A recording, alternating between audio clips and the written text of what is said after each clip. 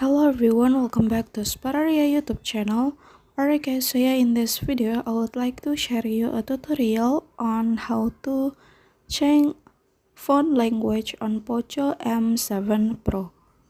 Alright guys, so yeah, for those of you who feel that your language on your cell phone is not match as what you want, or even you just want to change your device language, don't need to be worried guys, because you can easily change the font's language.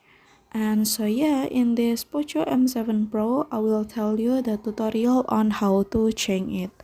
Alright guys, so yeah, the first thing first that you have to do to change the font language is you can go to settings menu on your cell phone like this.